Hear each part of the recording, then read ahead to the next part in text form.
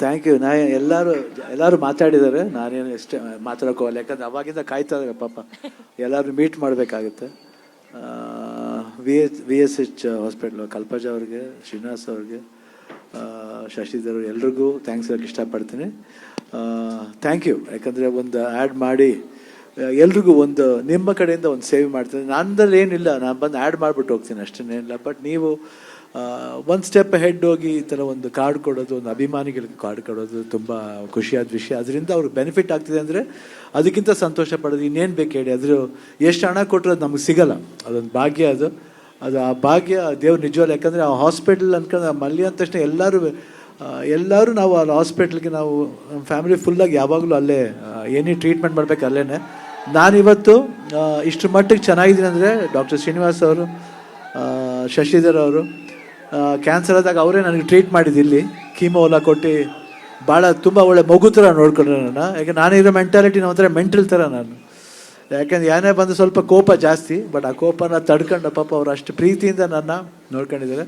Doctor Manohar ಅವರು ಅಲ್ಲಿ ಮಾಯಾಮಿಗೆ ಹೋದಾಗ ಟ್ರೀಟ್ ಮಾಡಿ ಇವತ್ತು ಇಷ್ಟು ಮಟ್ಟಿಗೆ ನಾನು ಒಂದು ಆರೋಗ್ಯವಾಗಿದ್ದೀನಿ ಅಂದರೆ ಅದೆಲ್ಲ ಒಂದು ದೇವ್ರ ಸಮಾನರಾದ ಈ ವೈದ್ಯೋ ನಾರಾಯಣ ಹರಿ ಅಂತಾರೆ, ಆ ಥರ ಎಲ್ಲರೂ ನಮಗೆ ದೈವ ಸಮಾನ. ಯಾಕಂದ್ರೆ ನಾನು ಯಾವತ್ತು ಏನಾದರೂ BK ಶ್ರೀನಿವಾಸ್ ಅವ್ರು ಇಮಿಡಿಯೇಟಾಗಿ ಫೋನ್ ಮಾಡ್ತಾರೆ, ಶಿವಣ್ಣ ಹೆಂಗಿದ್ದೀರಾ, ಯಾಕೆ ಟಿ ವಿಲಿ ಸ್ವಲ್ಪ ಟಯರ್ಡಾಗಿ ಕಾಣ್ತೀರಾ, ಒಂದು ನಿಮಿಷ ಬಿಡಲ್ಲ. ಅದಕ್ಕೆ 1 ಮಿನಿಟ್ಲಿ ಏನಾದರೂ ಒಂದು ಡೌಟ್ ಬಂತು ಅಂದರೆ ಇಮಿಡಿಯೇಟಾಗಿ ಫೋನ್ ಮಾಡಿ ಬನ್ನಿ ಒಂದು ಚೆಕ್ ಮಾಡಿಬಿಡೋಣ ಅಂತಾರೆ.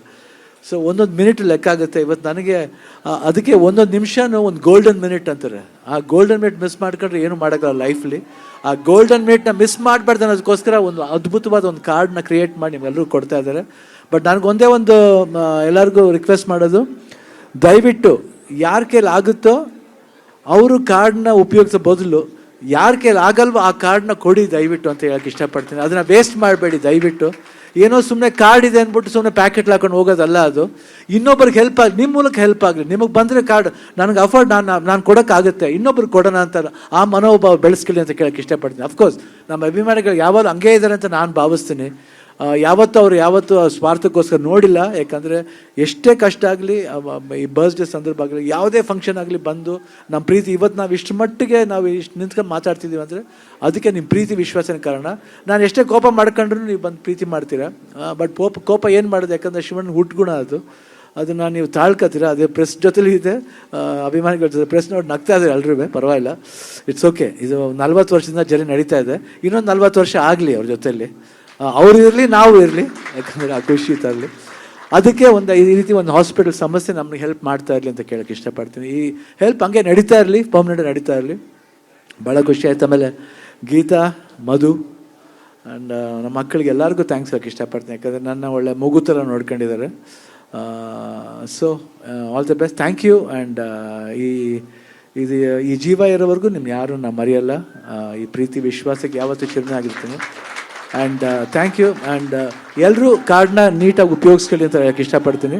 ಆಯ್ತು, ಇಟ್ಸ್ ಓಕೆ, ನೋ ಪ್ರಾಬ್ಲಮ್, ಪರವಾಗಿಲ್ಲ. ನೈಟ್ ನಾವು ಮಲಗಿದ 4 ಗಂಟೆ ಆಯಿತು, ಬಟ್ ಆದರೂ ಎದ್ದು ಬಂದಿದ್ದೀವಿ. ದಯವಿಟ್ಟು ಅರ್ಥ ಮಾಡ್ಕೊಳ್ಳಿ. ಮೀಟ್ ಮಾಡ್ತೀನಿ, ಮತ್ತು ಎಷ್ಟೊತ್ತಾದರೂ ಮೀಟ್ ಮಾಡ್ತೀನಿ ಎಲ್ಲರೂ. ಇಷ್ಟು ಹೇಳ್ತಾ ನಾನು ಮಾತನ್ನ ಮುಗಿಸ್ತೀನಿ. ಎಲ್ರಿಗೂ ಒಳ್ಳೇದಾಗಲಿ. ಇನ್ನೊಂದು